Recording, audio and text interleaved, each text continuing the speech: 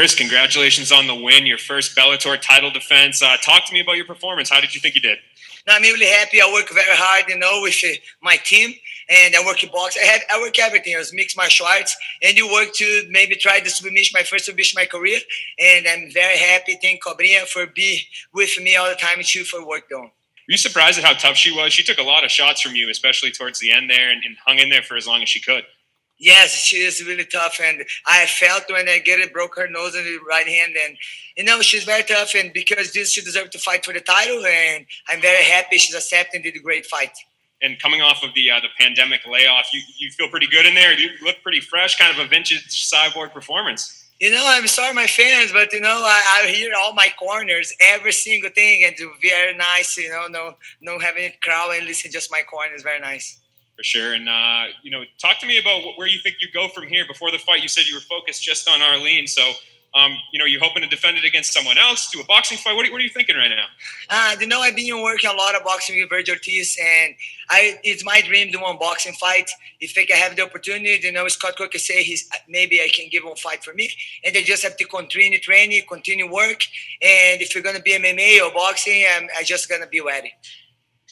Cris, congratulations. You looked absolutely sensational tonight. One of the storylines heading into this was that you were returning to work with Master Rafael Cordero, your original coach. You stated that last time you really worked close with him was the Gina Carano fight, which was a long time ago.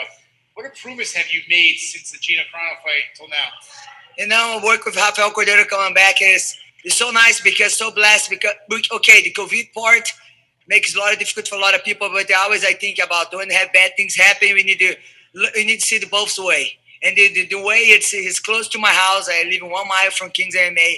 Thank for everybody, that team. It's an amazing team. We work hard every day. Every week have a fighter every day, have a fight. And this is the train hard every day.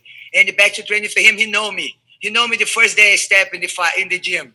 And he knows I don't know anything, but I want that doing. I want to work hard.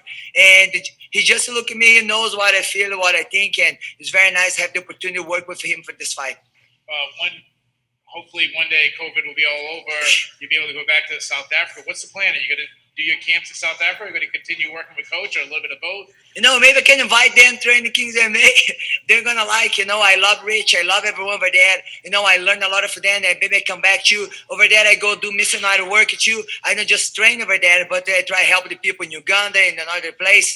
And I'm not going to stop. I'm going to stop doing and where I'm at. I'm going to continue training hard. The other thing that's been in the news about Master Cordero is he's been working with Mike Tyson. Any chance you got learn some tips from the former champion? Everybody playing for me. Chris, when you going to do spar? Mike Tyson said, I have to wait my fight after maybe. I'm joking. It's a legend. I watched him with my dad when I was a kid. Little bit because I would never like a fight, but I watch his couple fights in Brazil. Everybody loves boxing, and see Rafael Cordero. He's worked so hard, with all the fighters, and see work with Mike Tyson, just his dream coming true. And he's never had the dream. I think show up for him and see how it's going to work our lives. He's have a plan for us we didn't even think about. My last question, and you refuse to name your next opponent. You never have. If anybody has ever deserved to name the next opponent, it's probably you. That said, one opponent you're always going to be linked to is probably Amanda Nunes. Scott Coker has gone on record many times saying he believes you're the greatest female fighter of all time. A lot of people agree with him, but there's also that camp who says Amanda Nunes is the greatest fighter of all time. Do you care who's the greatest? And if you do, who do you think is the greatest? You never hear I'm saying anything about that. But if the people say I'm the greatest, I hear them, but I continue to work hard every day. And if the opportunity to have a fight again, she knows she don't run away about the rematch. And I'm continue to work hard. And if God give me the fight again, I'm going to be ready. It's going to be a different story. Thank you. Cyborg, you just seem like you're having so much fun. Can you walk us through what it was like fighting for a title with no fans? It's very everything different. It's a lot of things that let the protocol have to change and the people be different in the room. But this is one thing is nice. You get a fox or a fight. I always stay locked out in my room anyways in the week of the fight. And a lot of things don't change for me. But it's sad a little bit because fans love watching MMA. But for sure, they watch everybody at the house and with his family and they enjoy the time. It's happy to come on back. coming back better than nothing. It's very nice to have the opportunity to fight this time. Yeah, for sure. You were throwing 10-piece combos without breaking a sweat almost. When can we maybe see you coming back into the cage? I'm ready. I continue training. If Scott Coker is going to be putting me as soon as possible, I'm here. I'm here to fight. I have to rush. Donna? Hi, Cris. How's it going? Congratulations on a great performance. You weren't too keen on talking about her pre-fight, but maybe this time it's a little easier for you. This fight with Katie Taylor, the talk doesn't seem to go away. Do you think that fight is a possibility? I'm going to continue work hard. It's my dream to one boxing fight, and I'm going to leave it to my manager and Scott Coker decide who's going to be fight next, and if they're going to fight boxing or MMA. Let's see. Do you think that fight could be for women's combat sports, maybe what Mayweather and McGregor was for men's combat sports? I think it's going to be great. I think it's going to be a great fight. Maybe I can do boxing and she can do an MMA fight with me. It's going to be That'd nice. be crazy. Thank you. Thank you. Jay Anderson?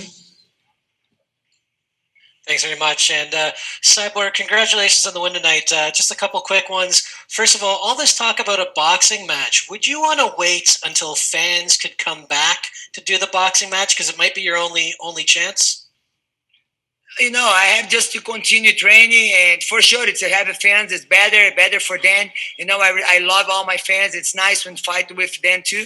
And let's see, I'm just going to work hard and waiting. See who's going to be the next. And you dedicated the fight tonight to Rhea, who passed away recently. And I'm wondering if you just talk about her just a little. The Ryans is one kid, 5 years old. I met him in South Africa. He's really fighting against cancer, and he's passed away soon after Julia Budd fight. And I promised him I was going to give the title for him. And I did dedicate this fight for him.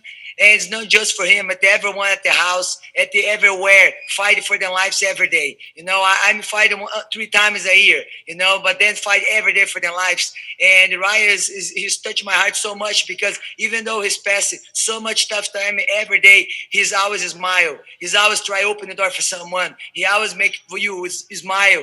And this is the message to give it to all my fans. It's don't let it for tomorrow, do something nice. If you need to say I love you for someone, forgive someone, do that. Don't let it for tomorrow. Do today what you can do tomorrow. If you want to help someone, help today. Because too later, they'll be late. That's it, guys. Sean? Cyborg, congratulations on the win. I want to ask you, talk about what a difference a year makes. Obviously, the pandemic has affected us all this year, but for you personally in your career, how much happy are you to be with Bellator MMA? It seems like there's a division around you. There's a lot of women interest in you being on CBS Sports Network, and there's a plethora of different fighters that they have to offer you, something that wasn't available to you in UFC. I just very happy that Scott Coker gave me the opportunity to fight on CBS Sport Network the first time, and I'm very honored and they work really hard. Even though if the pandemic time, hard time, but you always train hard in the gym, and everybody try to be safe, be help your partners, and just happy, thankful for being here. Last question, Luis.